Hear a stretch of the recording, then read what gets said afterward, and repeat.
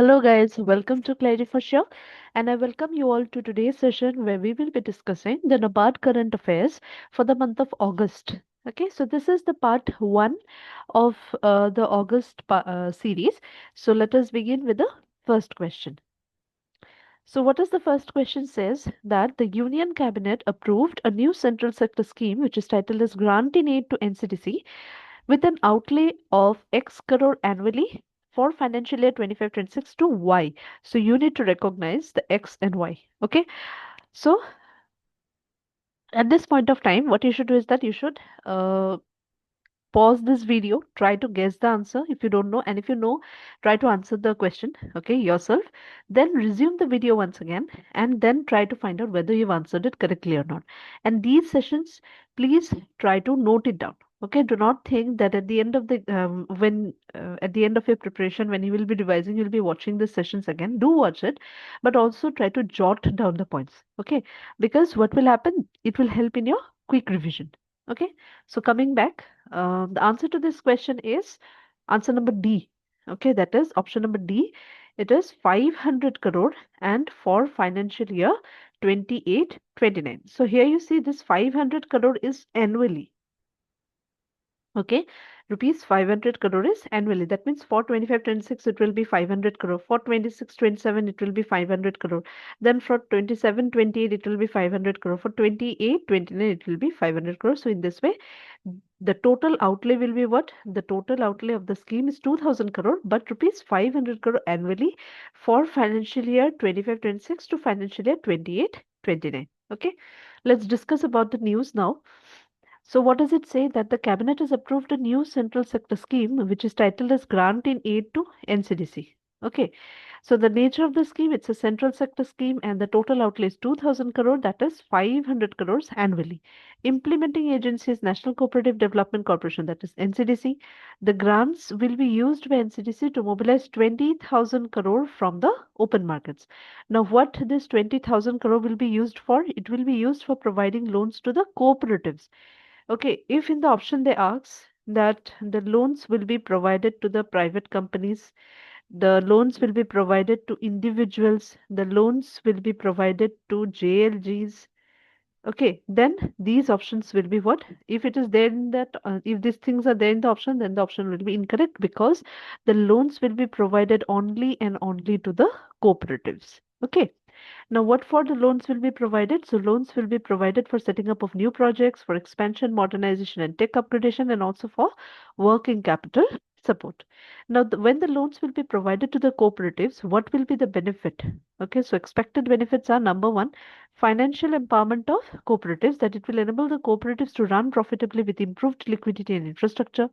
Number two is capacity building, that it supports modernization, diversification, scaling up of the cooperative enterprises.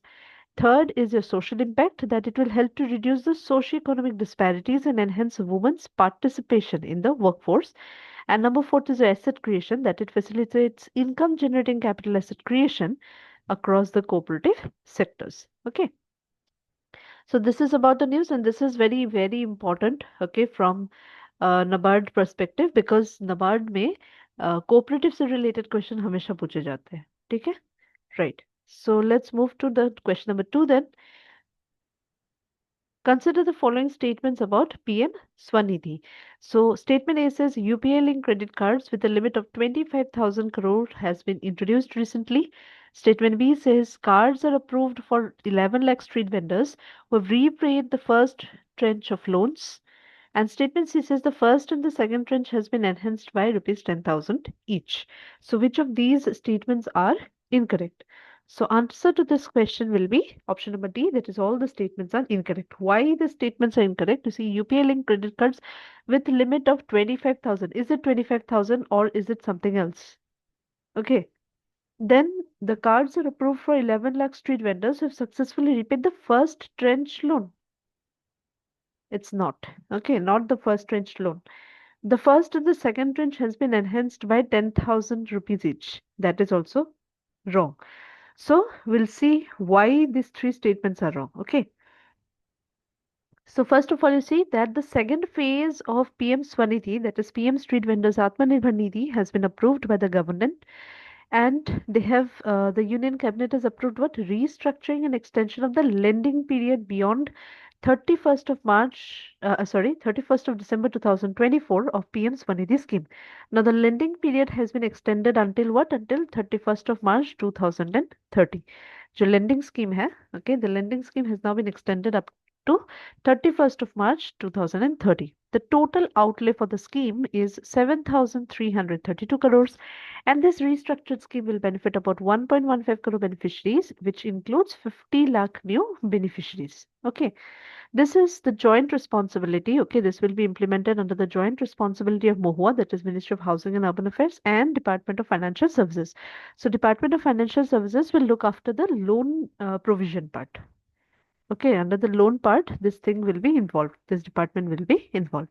Now, next, let us see. The enhanced loan structure includes first tranche loan has been increased from 10,000, it has been increased to 15,000. That means there is an increase of 5,000. Okay, 5K. Then the second tranche has been increased from 20,000 to 25,000. Again, that is an increase of 5,000 K. That is why statement C was wrong, because it said that there will be there is enhancement of 10,000, not 10,000, 5,000. Okay. Then UPI like credit card has been approved for 11 lakh street vendors who have successfully repaid the first two tranches, first and second both. Okay, not the just the first tranche of loan, rather first and second tranche of loans they have repaid, then they will be approved as credit cards. Credit cards limit is not 25,000, rather 30,000. Okay, again this is also VVI. Okay, it is VVI for NABARD 2025-26. Why? Because PM Swanidhi has appeared already in NABARD exams earlier. So now that there has been some new developments, so this might definitely be there either in prelims or in mains. Okay. Question number 3, let's talk about this. So India is set to introduce biofortified potatoes enhanced with X, aimed at combating the nutritional deficiencies, and this initiative is led by Y. These are developed using conventional, means these biofortified varieties of potato are developed using conventional breeding and biotechnology without altering the taste or yield. Okay, so we need to find out what is this X and Y represent respectively. So the answer to this question is option number A, iron and CIP. Now, number one task for you is you need to answer in the comment section, where is the headquarter of CIP? Okay, you need to answer in the comment section, where is the headquarter of CIP. Let's move to the news then. India is set to introduce biofortified potatoes which are enriched with iron, okay, aimed at combating nutritional deficiencies. And this initiative is led by International Potato Center, CIP, a global leader in tuber crop research, which is currently setting up its South Asia Regional Center, where? In Agra. Okay, so you'll have to answer where is the headquarter of CIP. Okay, so regional South Asia Regional Center of CIP will be built in Agra. Again, another question, right? Now let us talk about biofortified potatoes. These are new varieties which are enriched with high iron content, developed using conventional breeding and biotechnology without altering the taste or yield. The new biofortified potato variety is developed by CIP so as to address the widespread iron deficiency and anemia, and the germplasm has already been shared with CPRI, that is Central Potato Research Institute, which is located in Shimla. The first iron-rich variety, where was it released? It was released in Peru. Okay. Then another important thing is that biofortified sweet potatoes are already in use in India. These are also developed by CIP, and it is currently cultivated and distributed in Karnataka, Assam, West Bengal, and Odisha. But biofortified sweet potatoes are biofortified with what? That is your vitamin A. Okay, right. Let's move to question number 4 then. Consider the following statements about the plant protection chemicals. Okay, so let's see. Statement A says herbicides are the fastest growing segment due to mechanization needs and labor substitution. Statement B says India's crop protection market is valued at 24,500 crore. Statement C says Asia dominates in production and usage and is led by China and India. So which of these statements are correct? Answer to this question is option number D, that is all of the above. So again, let us discuss about this news that India's pesticide market is undergoing a significant transformation. This significant transformation is brought about by what? By the changing pest profiles, by the labor shortages, by the evolving cropping patterns, and the environmental concerns. So these four factors are leading to a significant change in the pesticide market. Now, what you will see that there has been more use of what herbicide. Okay, signaling that there is a shift from traditional insecticide centric use to labor saving and weed control strategies. Okay, now why these weed control strategies are in use more? Because the pest profiles are changing, there are labor shortages, and we are mainly focusing on what? We are mainly focusing on mechanization, isn't it? Right. Let us say about India's crop protection market. So total organized market is of valued at 24,500 crore. Insecticide market is valued at 10,700 crore. And while the herbicides market is growing at more than 10% annually. Okay. So globally, as you see, over 3.7 million tons of pesticides are globally used in 2022, which is double that of 1990 levels, and Asia dominates in the production and usage, which is led by China and what? India. Okay. Then what are the government initiatives which are promoting sustainable pesticide use? Number one is National Mission on Sustainable Agriculture, which promotes IPM. Okay. And number two is Paramparagat Krishi Vikas Yojana, which promotes what? Which promotes organic farming. Okay, which promotes organic farming. Then next we have is Kisan Drone Scheme 2022, okay, which subsidizes drone-based precision pesticide application. And number four is Kisan Kavach Protection Kit, which is developed by Department of Biotechnology. Okay, so I hope you've heard the term drifting, DRIFTING. So the chemicals drift while they are being spread, so they drift with the air current, and it causes some serious health issues in the farmers. So therefore this Kisan Kavach protective kit is being developed by Department of Biotechnology. Now, coming to question number four, the last question of today, consider the following statements regarding financial inclusion and literacy initiatives undertaken. Okay, so statement A says NABARD supports the financial literacy camps across rural areas through financial literacy centers. Number B says NABARD's Center for Financial Literacy project use community led and participatory methods for financial literacy. Statement C says NABARD organizes village level programs with the support of banks and state rural livelihood missions. So, which of these statements are correct? Answer to this question is option number C. Why? Because Center for Financial Literacy Project. Okay, this is an initiative of RBI and not NABARD. In option statement B, it was given as NABARD, but it is an initiative of RBI. Okay, so that is why statement B is wrong, and our option C is correct.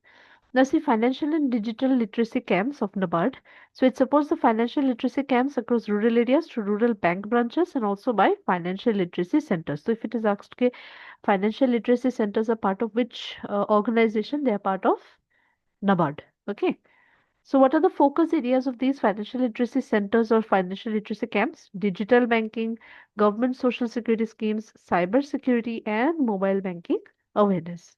Then, if you see about the Center for Financial Literacy project, that is CFL project of RBI, which was launched in 2017, it uses community-led participatory methods for what? Financial literacy. As of March 2025, there are 2,421 CFLs, with one CFL serving three blocks on average. Okay. Then if you see the third one is a village level program. So who organizes? Again, NABARD organizes this village level programs with the support of banks and the state rural livelihood missions. So objective of these village level programs are what? That is to facilitate SHG account openings, strengthen credit linkage, encourage regular loan repayment, and boost the financial inclusion in villages. Okay. So this is all about today's session. I hope each of these news are clear to you, and today's session is a perfect session. Why? Because there's a high probability that at least one or two questions will come from these topics in the prelims or in the mains of this year's exam. Okay, so keep learning, okay, with enthusiasm, with all your zeal, Until next time, we'll meet until next time. Thank you.